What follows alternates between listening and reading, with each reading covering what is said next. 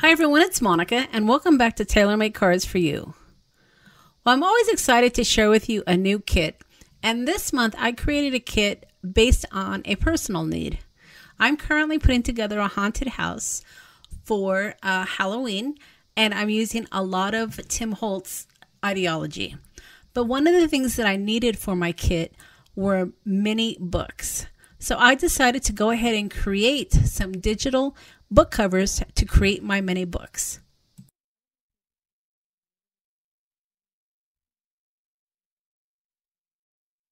Now this digital kit is going to have 12 book covers. I'm going to have one 8.5/11 sheet that has all 12 book covers sized down, so that way you can just print the sheet, cut, and create your books. But in the kit, I'm also going to provide you with the JPEGs for each individual book cover, so that way if you want to create bigger kits, you can do that as well.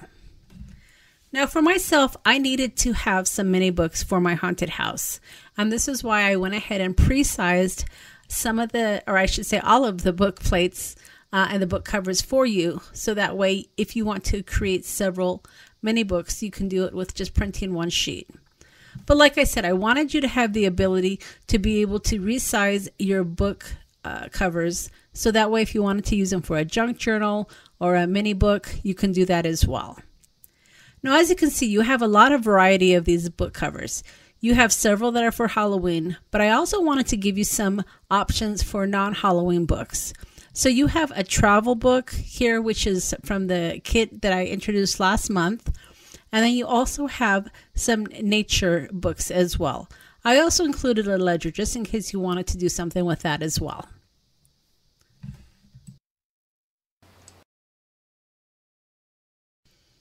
So the first thing you're going to want to do obviously is print out your book plates. And I am using thinner white paper because I wanted to be able to have my paper be a little bit flexible, so that way when I fold it and I have my spine, it will easily fit into the paper. And then once I printed it out, I went ahead and cut each individual book. Now, these books are really easy to cut, so I would just recommend using your scissors to cut them out.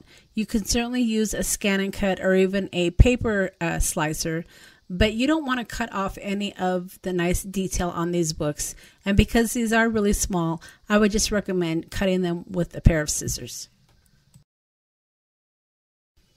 And then once you have them cut out, you're going to want to get some distress ink or distress oxide, because you're going to want to add some of that ink to the edge of your book covers. When you're fussy cutting, sometimes there is some white that shows through on the edge, and you definitely don't want that.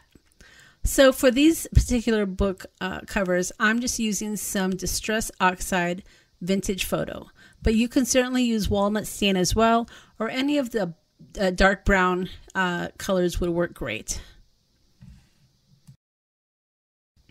And then once you've added the ink, now you want to go ahead and cut out some strips of paper to use as your pages. Now each book does have a little bit different measurements, so when you're getting ready to cut out your paper, you want to kind of take into consideration how tall your books are, because that's how tall you want to cut your strips.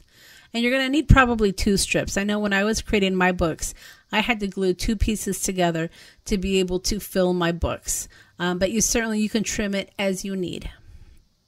So this is one of my favorite books here, and this is from an original book cover from The Raven by Edgar Allan Poe. And this will make a great Halloween book. But there are also several other great books as well in this collection with great color and variety. Each book has a book spine, and it's easy to be able to tell where to fold your books. You don't necessarily need to have a scoreboard. You can simply just fold it as I'm doing here. And then if you want to add a little bit more distress ink, you can do that to the edges as well. Now the first fold of your book is the most important, because that's going to create the template for the rest of your folds. So when you are trying to figure out what your first fold is going to look like, just be really precise. You want to make sure that your pages aren't too long and that they fold past your book cover, but you also want to make sure they're not too short as well. So you want to try to get as precise as possible. Now, if you need to get a scoreboard for your very first score, that would be fine as well.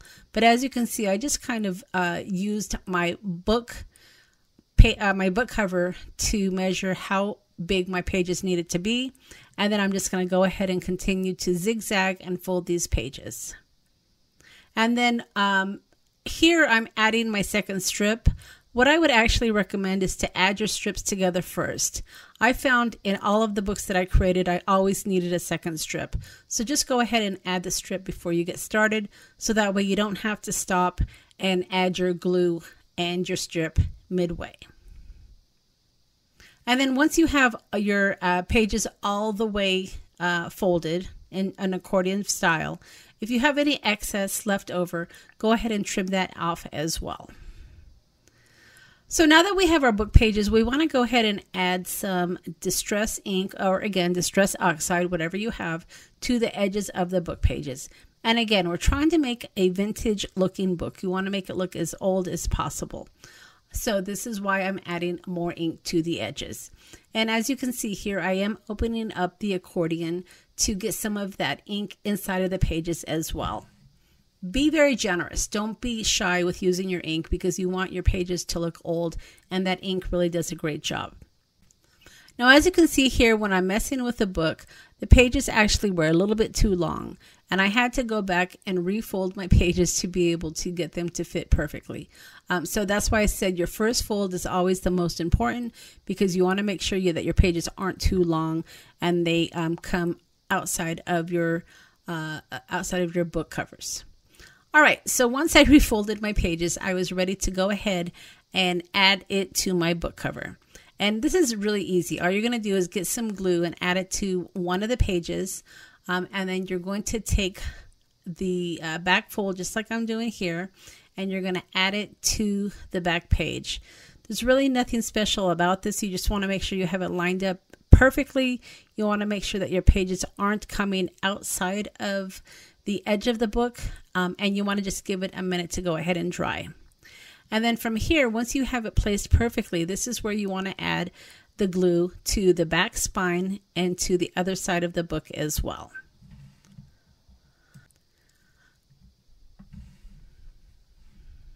So as you can see, these books are pretty easy to put together, and they make great little additions to haunted houses or any of your Halloween makes that you want to make this year. They also look great on your personal bookshelf next to some of your small ideology items as well. All right, so that's it. I hope you check out my new kit called book covers, and I have them in the shop today, so you can definitely check them out, and they're ready to download. And I hope that you've enjoyed this video. Now remember, if you haven't subscribed to my channel yet, don't forget to hit that subscribe button before you head out, and hit the bell so that way you'll be notified of any new videos. I am getting ready to start taping my 7 days of Halloween, so I'll have them all ready once we get closer to Halloween, and I'll have them ready to be released. So you're not going to want to miss that. All right, everybody. Thanks so much for stopping by, and we'll see you again next time.